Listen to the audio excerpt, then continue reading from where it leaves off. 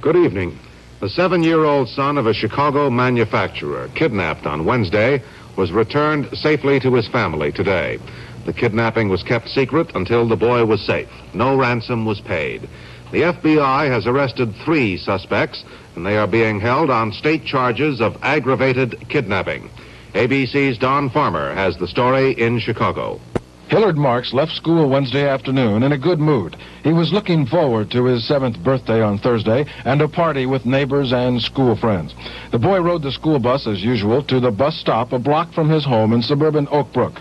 Hillard got off the bus with the other children and walked toward his house. One of his schoolmates on the bus, 10-year-old Paula Papanek, was watching as a green car pulled up. Well, the green car with the black vinyl top, Hillard walked past it, and then the car moved up toward him, honked the horn, and the man reached back and opened the back door. Hillard climbed in, and the man shut the door, and they drove off. And I could see Hillard that he was crying, and that they were sort of like talking, but I couldn't hear anything that they were saying. The FBI said the boy was taken to this house on Chicago's South Side. The kidnappers phoned the Marks and asked for $125,000. Newsmen knew of the kidnap but did not report the story. It might have endangered the boy. Hillard was not harmed. He said he watched television, and when he asked for food, it was provided. What did she give you? Peanut butter jelly. And did you take a nap, or were you afraid, or what happened there? Nothing. I was just crying because I wanted to go home in my bed. You were crying? Yeah. Well, what did they say to you when you were crying? Don't worry. Huh? Don't worry. Hillard Marks was recovered early this morning and reunited with his family. His parents found him in good spirits and ready to celebrate his birthday. The FBI arrested 3 suspects. Daniel Peeler, a friend of the family, he had been in the Marks' home. Ethel Marin, age 26. She lived with her husband Robert in the house where the boy was found. The husband Robert also was arrested. The Marks family went home to celebrate Hillard's birthday. His 15-year-old sister and 4-year-old brother were there to help blow out the candles on the day-old cake. Mr. Marks thanked newsmen for their cooperation, and he had some thoughts for all parents everywhere. I would advise parents individually and collectively to look out for their own children and those of others. But this is a practice I preach and I practice too. We've been doing this for years. Why, I don't know. But we've been particularly sensitive to loitering cars, loitering people around playgrounds and bus stops. And once or twice we've even taken down license numbers. And yet this happened to and instruct your children not to do this very thing, and yet it happened to me. And this is where it all ended, happily. The birthday cake was kept waiting for Hillard, and now the Marks family is celebrating his 7th birthday, 1 day late. And it is perhaps the happiest birthday Hillard Marks has ever had. This is Don Farmer at the Marks home in Oak Brook, Illinois.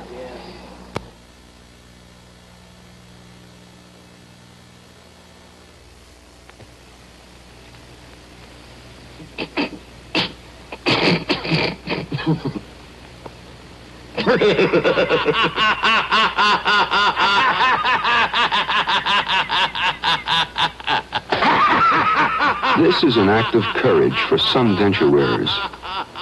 And this is Orifix denture adhesive, the seal of confidence. It can give you a good laugh. Oh. You're going to look a little terrible tonight. And Albaline cream is going to be why. Frankly, Albaline is oil, pure and simple. Because pure oil is the best way to clean your face without drying it. Albaline soaks the skin to help slow down wrinkles and keep your skin young-looking. You don't want to look a little older tomorrow?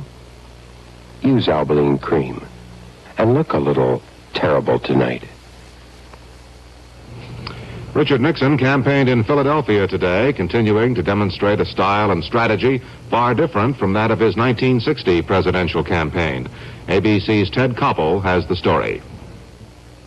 From his shotgun approach of 1960, when Richard Nixon visited each of the 50 states at least once, the Nixon campaign has been trimmed down to a strategy of pinpoint accuracy. 4 years ago, on Election Day, Richard Nixon was carrying the state of Pennsylvania by more than 100,000 votes. until he got here to Philadelphia. He lost the city of brotherly love by more than 300,000 votes, and there went the state.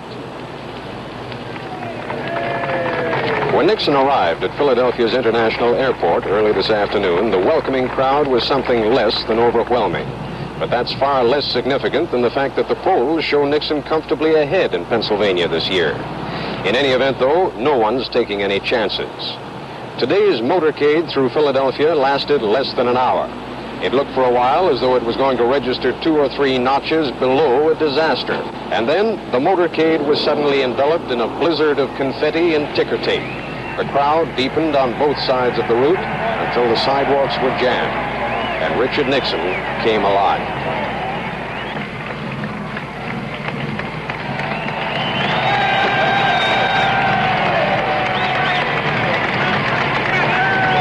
The crowd was significantly larger and more enthusiastic than the one that greeted Hubert Humphrey here just 11 days ago. For Richard Nixon, this was just a small part of the overall assault that he intends to launch on the voters of Pennsylvania. Tonight, there will be another statewide television address. Tomorrow, a grueling 10-hour motorcade that will end up in New Jersey and New York, but will concentrate heavily on the state of Pennsylvania. Above all, the Nixon people do not intend to repeat the mistakes of 1960. This is Ted Koppel, ABC, with the Nixon campaign in Philadelphia. Vice President Humphrey is on a campaign swing through the Midwest. Today, he made a brief stop in Springfield, Illinois. The Vice President delivered his speech outside the home of Abraham Lincoln and again challenged his opponent to a debate. I think it's time that we stop passing like ships in the night. And I think it's time that we discussed our differences openly, forthrightly, face to face, in Peoria, in Springfield, or on a network television. I think it's time for that.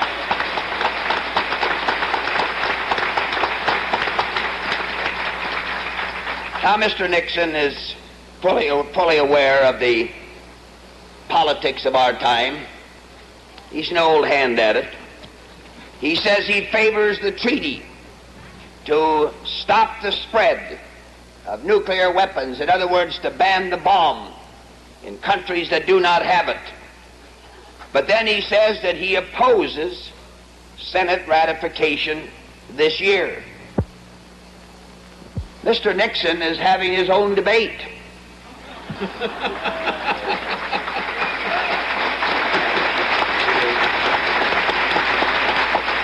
And I have a feeling, my friends, that the new Nixon and the old Nixon are going to go at it for some time, and you're going to find out who is the real Nixon, and you're not going to like it. 2 men closely identified with the Kennedy family today announced their support of the Vice President. One of President Kennedy's closest aides, Theodore Sorensen, said he will vote for Mr. Humphrey because, in his words, he is the candidate least likely to sink us all. Also in New York City, Stephen Smith, the brother-in-law of Robert Kennedy, offered to help the Vice President in any way possible.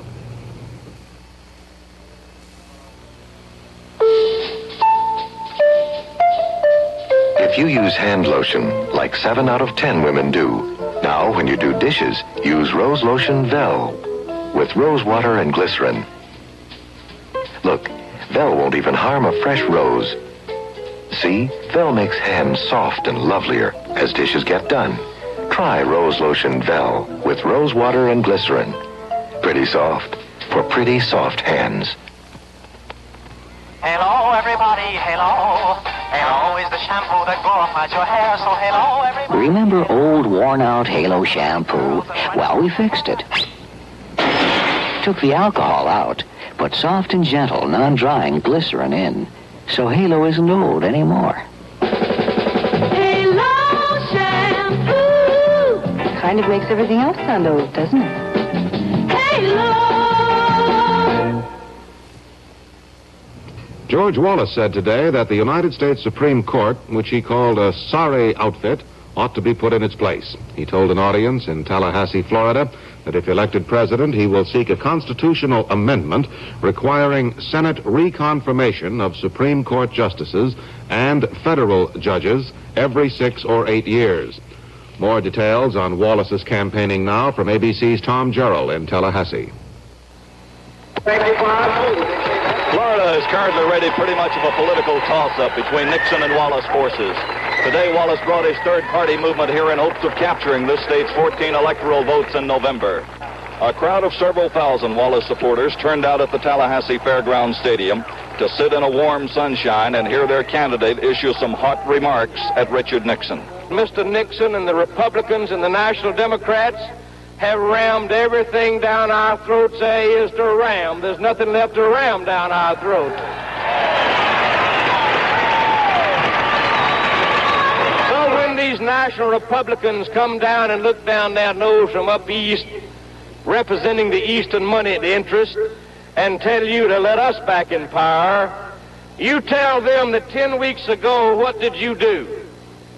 After a group of anarchists got into the streets of our large cities and threatened to destroy the country, the Republican Party under Mr. Nixon and he himself called for the passage of a bill along with Mr. Humphrey and the National Democrats that goes into effect next year. And under this bill, you could be put in jail without a trial by jury in a federal court about the sale of your own home. And I say that when Mr. Nixon and Mr. Humphrey and the Republicans and the Democrats succumb to a group of anarchists and their blackmail and intimidation in the streets to take away my right and your right to sell our homes to whomsoever we please, then I say that neither one of those parties are fit to carry on the leadership of our country during the next ensuing 4 years. Wallace packed the Daytona Baseball Park late today. This is fertile political land for him, a state where voters switch, a state where Wallace draws like the national pastime. Tom Jarrell, ABC News, with the Wallace campaign in Florida. Democratic National Chairman Lawrence O'Brien and Republican Chairman Ray Bliss shook hands today and pledged to adhere to the code of the Fair Campaign Practices Committee. Both Bliss and O'Brien said their biggest problem is not with unfair campaigners, but with hecklers. In a moment, Maria Manis with a message for hecklers and militants of all kinds.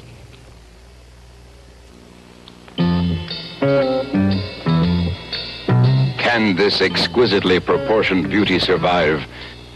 She's about to be tormented. Watch. 27 tons of sand and rock will crash down on our beauty. We're talking about the elegant new ballpoint pen from Bic, the refillable Click. Can the Click survive? We'll soon know. Dare we look?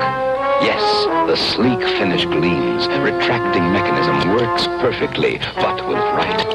Like all Bics, the new Click writes first time, every time. Its diamide ball never fails. Carry it proudly. Pick up a beauty today. The new Big Click. Refillable. 8 delicious colors. Very expensive. 49 cents each. You'd be silly to spend more for any pen. At the University of California in Los Angeles, the Board of Regents met today to deal with the appointment of Eldridge Cleaver, one of the leaders of the Black Panther movement, to be a guest lecturer at the university. Governor Ronald Reagan attended in his role as president of the board. The governor said the regents would only be doing their duty if they stopped Cleaver from lecturing at the school. And Reagan said that rescinding the Cleaver appointment would not amount to political interference. Cleaver is a self-proclaimed extremist and militant. Guest commentator Maria Manis, author, lecturer, critic of the social scene, offers this commentary on all militants. This is an open letter to militants all over this country. Poor militants and rich militants, white militants and black militants, educated and illiterate militants, young militants everywhere. You are in the papers every day doing your own thing. You are demanding your rights without any regard for the rights of others. You are teachers depriving the children of education because you want your security regardless. You are welfare recipients smashing welfare offices because you don't like what you're getting. You are students storming Columbia University in spite of a faculty and administration who want to work with you. You are black militants trying to urge your own people to violence. Do you really know what you're doing? If you don't, you'd better find out. You want change and you want freedom. You'll get change, all right, but it won't be freedom. You're asking for exactly what you don't want and what you think you're fighting against: injustice and repression. You're asking for a police state, and you may get one. The mood of millions of citizens is an angry one. Your anger only increases it. Your anger may involve us all in something much worse than what you're against. And by us all, I mean those of us who feel change is essential in this country, who believe passionately in human rights, who detest war and violence, and who, if you go on as you are, may well lose our freedom along with yours. And it is you, the militants, the apostles of violence and disruption in or out of uniform, who might even manage to elect George Wallace. You're his best allies.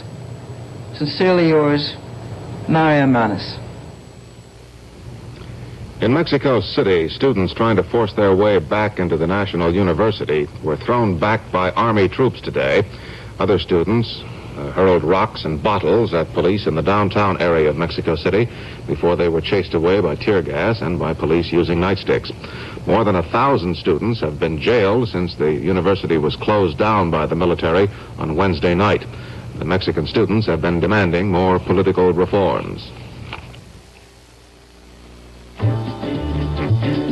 Here's the scene. But something's missing. Schlitz. There's just one Schlitz, yeah, nothing else comes near. When you're out of Schlitz, when you're out of Schlitz, when you're out of Schlitz, you're out of beer. Schlitz, the most carefully brewed beer in the world. Just one beer fits, cool Schlitz, this great one here. When you're out of Schlitz, when you're out of Schlitz, when you're out of Schlitz, you're out of beer. Quality never comes easy. Schlitz is most carefully brewed for smoothness, gusto, and aroma without beer bite. When you're out of Schlitz, the pure beer taste of Schlitz brightens any scene, but when you're out of beer. Schlitz, a great beginning to a happy ending.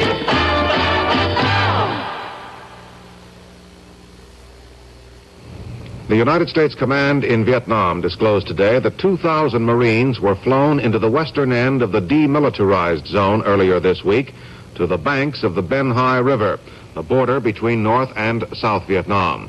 The Marines then pushed south and killed 110 enemy troops and uncovered nearly 500 rifles in various supply areas. The Marines were said to have suffered only light casualties.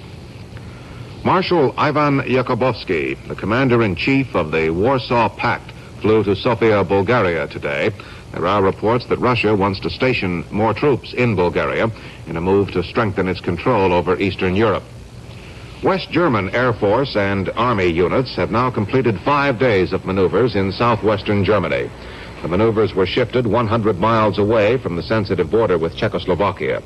Since the Soviet bloc invasion of Czech territory, the Russians have kept up a propaganda offensive against the Bonn government. The Soviets say renewed German militarism threatens European peace. A report about the impact of these charges against West Germany now from ABC's Ray Maloney. Russia now has more combat troops in Central Europe, which in effect means along the borders of Western Germany, than at any time since the end of the Second World War. And the West Germans are nervous, as indeed, well, they might be after the invasion of Czechoslovakia. Western Germany has the largest armed forces of any country in Western Europe, something like 500,000 men, these men. But the plain fact is that the communist Warsaw Pact forces total nearly 2 million men, while the NATO forces opposing them are only just over 1 million. The lightning takeover of Czechoslovakia makes it look as though there might not be time to reinforce those NATO forces if reinforcements became necessary. Moscow claims, and it's a claim that the West flatly rejects, that Russia has the right under the UN Charter to take action against West Germany if it feels that West Germany is becoming a threat to peace. The danger is that Russia seems to feel that the emergence of neo-Nazi elements here would be just such a threat to peace, and there's little doubt that neo-Nazis are gaining strength here. Ironically, they may well gain even more strength as a result of the Russian saber rattling. Washington, London, and Paris have all warned Russia that one move against West Germany will bring an instant NATO retaliation. And it's to be hoped that this warning will be enough. But just in case it isn't, NATO is advancing the time of its next major maneuvers, and Washington has just announced that U.S. forces here in Europe will be beefed up for those maneuvers. This is Ray Maloney, ABC News, in Bonn. Both American and NATO officials feel that a Soviet attempt to send a military force across the West German border is unlikely. Czechoslovakia's top men postponed a trip to Moscow for talks today. They went to a trade fair in Brno instead. In the group were the Communist Party leader, Alexander Dubček, and Premier Oldrich Černik.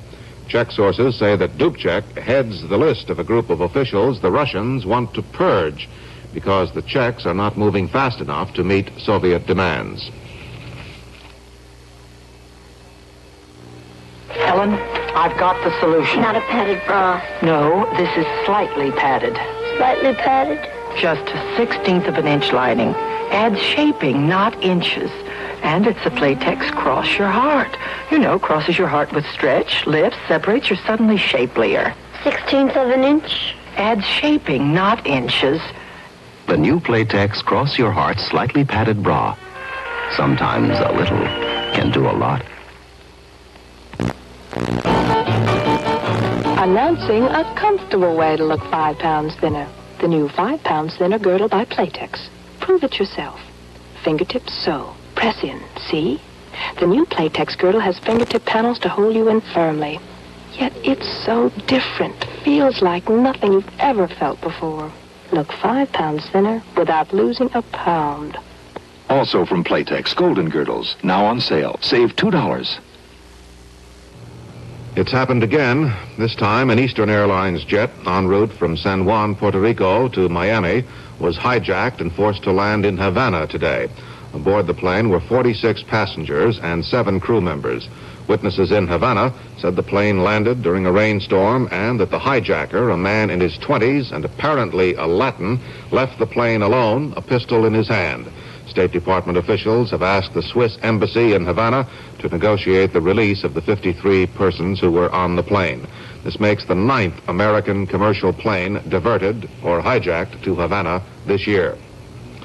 On the New York Stock Exchange today, Dow Jones Industrials were up a fraction. More than 14 million shares were traded. The New York Stock Exchange Index was up 6 cents. On the American Stock Exchange, nearly 7 million shares were traded. The American Stock Exchange Index was up 2 cents. In a moment, another film report on Biafra.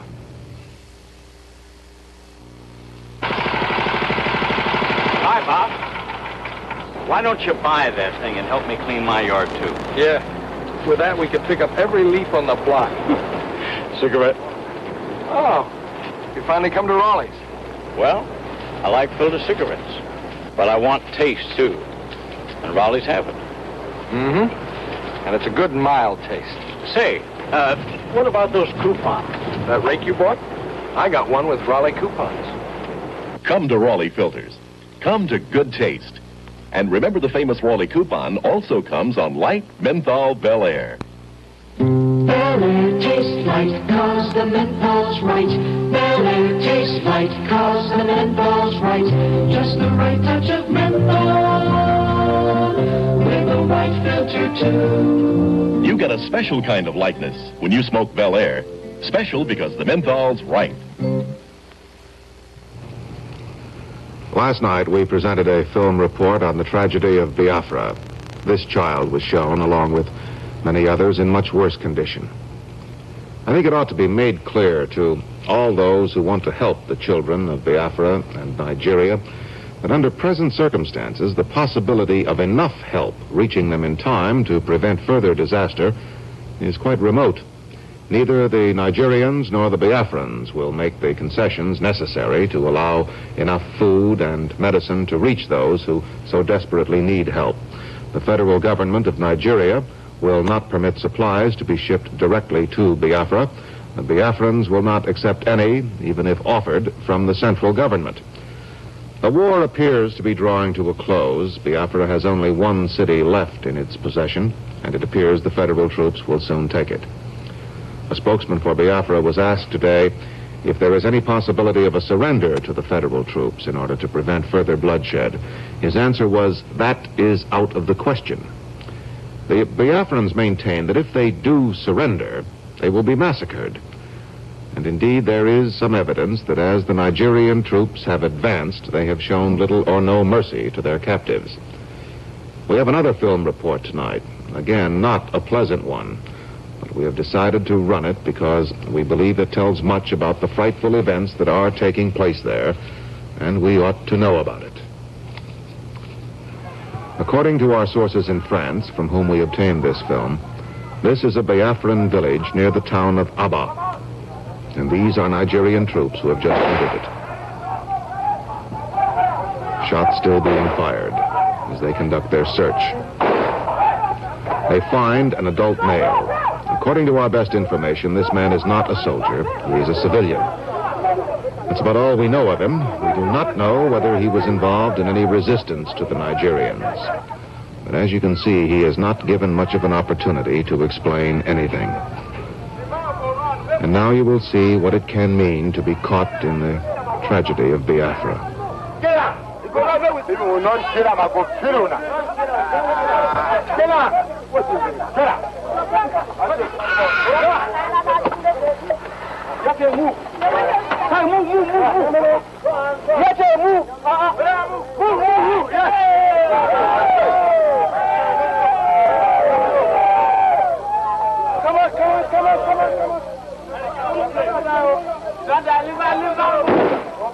Let's go.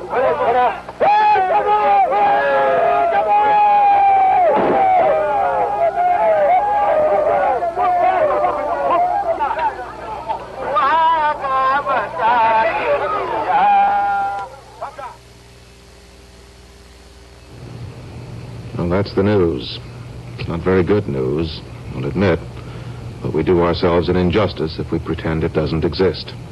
I'm Frank Reynolds. Good night. Special thanks this week to stations WXYZ-TV, Detroit, KABC-TV, Los Angeles, WNAC-TV, Boston, WFIL-TV, Philadelphia, WFTV, Orlando, Florida, for their help in preparing reports from their areas. Republican vice presidential nominee Spiro Agnew will be the guest on an hour-long edition of ABC-TV's Issues and Answers, Sunday at 1 p.m., noon Central Time. This has been a presentation of ABC News.